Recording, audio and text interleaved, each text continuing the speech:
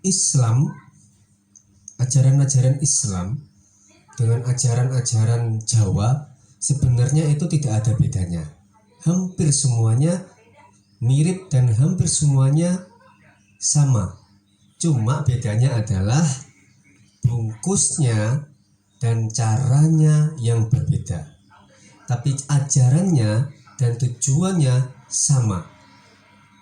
Ya. Filsafat-filsafat Jawa ini sama dengan hampir dengan apa yang tertulis oleh Al-Quran dan Al-Hadis. Filsafat-filsafat Jawa ini semuanya juga mengarahkan kita untuk menuju jalannya Allah.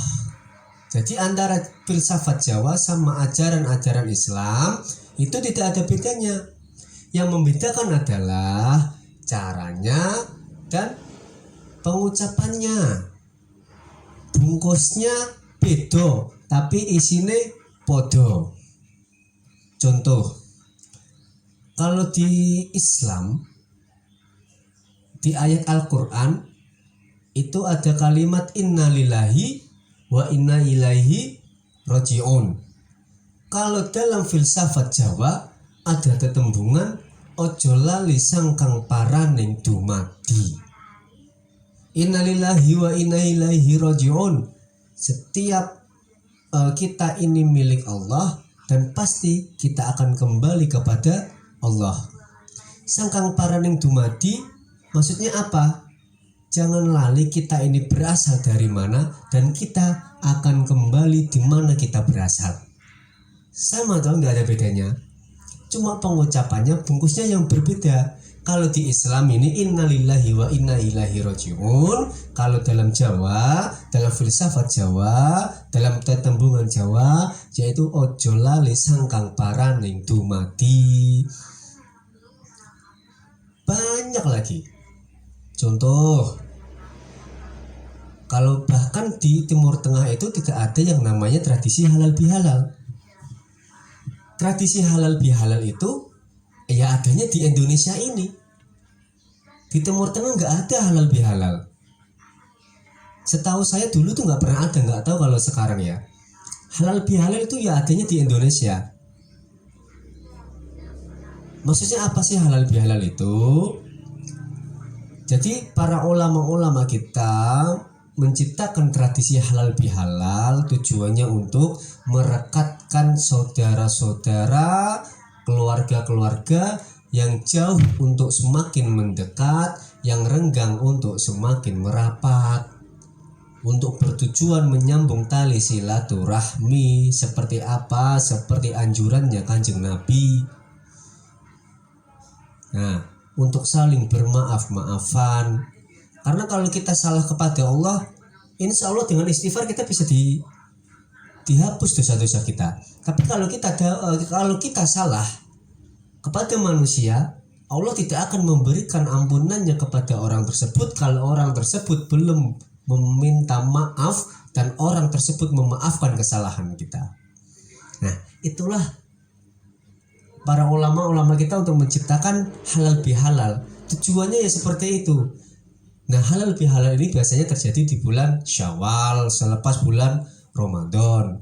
Dan makanan-makanannya juga tradisi-tradisinya di ketika bulan Syawal atau Lebaran atau Bodo pasti tidak lepas dengan yang namanya kupat, lepet, ya kan? Nah, kupat, lepet ini juga tidak lepas dari dakwahnya Wali Songo. Ada makna pesan tersendiri dalam kupat, dalam lepet tersebut. Jadi ulama-ulama kita, para wali-wali Songo ini, para ulama-ulama terdahulu yang menyebarkan agama Islam di tanah Jawa, itu bukan ulama sembarangan. Dia tahu kondisi agama Islam di Nusantara pada waktu itu seperti apa. Makanya dengan cara, dengan teks dan tips untuk menyebarkan agama Islam dengan sesuai tradisi dan budaya orang-orang Indonesia, khususnya Jawa. Nah, arti kupat atau ketupat, ya, ketupat atau kupat itu berasal dari kata kupat, kulo sing lepat. Kupat kula sing lepat, aku yang salah, saya yang salah. Jadi rebutan salah, rebut-rebutan untuk jaluk ngapura dhisik. Kan asik bro. Jarang loh ada orang yang mau mengakui kesalahannya dan meminta maaf duluan. Malah sekarang tuh lebih banyak orang-orang yang menyalahkan orang lain. Nah, pesan ini dibungkus dalam bentuk sebuah makanan jajan yang disebut kupat, yaitu kula sing lepat, aku yang salah. Kupat kula yang lepat dan laku papat. Nah, opo laku papat iki?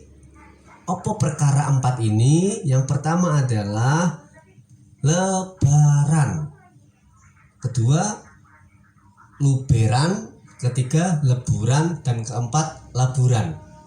Ya, lebaran, luberan, leburan, laburan.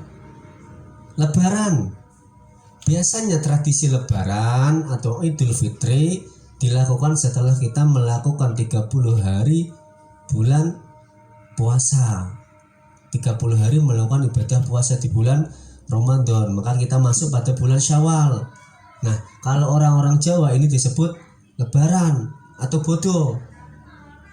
Nah, setelah lebaran apa? Ada luberan. Luber itu artinya turah-turah, tumpah-tumpah rezeki. Rezeki untuk apa? Untuk mengajak kita saling berzakat kepada fakir miskin yang berhak mendapatkan zakat. Dan zakat itu adanya di bulan Syawal, lebaran. Setelah lebaran apa? Leburan.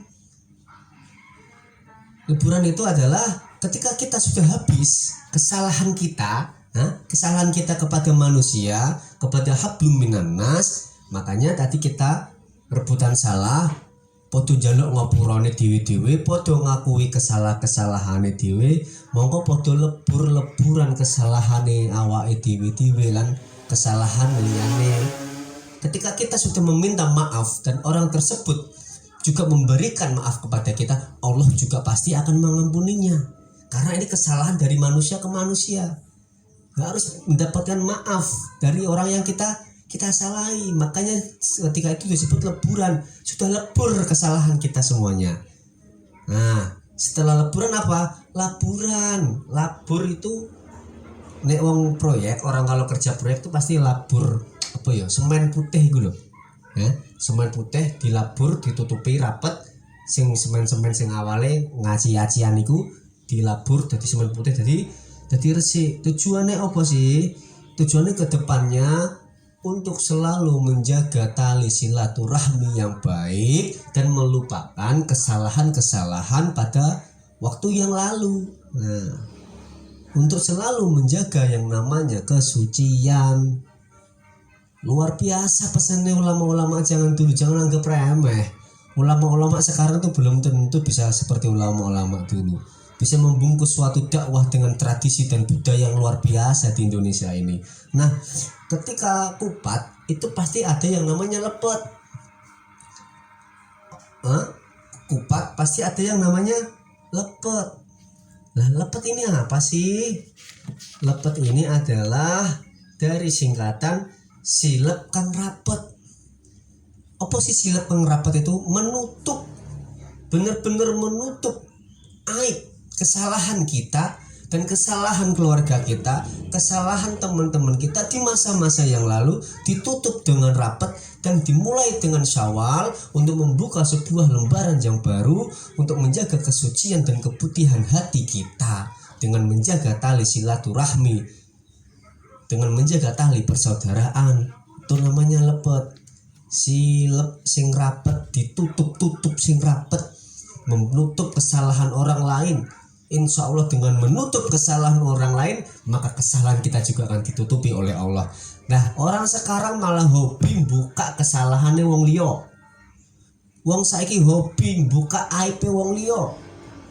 Padahal aib dhewe ku luwih akeh, luwih bobrok, luwih rusak. Tapi luwih seneng buka aib wong liya. Tujuannya untuk apa? Tujuannya untuk menutupi aibnya sendiri. Ingat, Sing sapa wong seneng buka aib marang liyane. Sing sapa wong seneng buka aib wong liyane, bakal aibnya juga akan dibuka oleh Allah. Dan bakal barang siapa yang suka menutup keburukan juga aib orang lain, maka Allah juga akan menutup aibnya. Nah, luar biasa pesan-pesan ulama zaman dulu. Filsafat dakwahnya itu luar biasa. Makanya kalau ada orang yang berani mengatakan bid'ah, bahkan memusyrikkan tradisi-tradisi Jawa, peninggalan-peninggalan para wali songo, yuk gak nyalano, karena dia tidak tahu. Dan masalahnya di sini mereka tidak tahu tapi tidak mau cari tahu. Bungkusnya beda-beda tapi isine podo. Wong sampean karo sampean iki sak kandung, rupane beda tapi kan tetap dalam satu perut. Ning gone perut ibuke sampean kabeh. Iya toh? Lah iya. Makanya itu jangan remehkan filsafat-filsafat Jawa yang mengandung akidah-akidah atau dakwah-dakwah Islam yang sangat luar biasa. Banyak sekali. Kalau saya ceritakan semuanya nggak akan habis. Insya Allah nanti di pertemuan berikutnya saya akan sedikit-sedikit membuka filsafat-filsafat Jawa yang tersembunyi, yang di situ mengandung akidah-akidah, ajaran-ajaran Rasulullah Muhammad.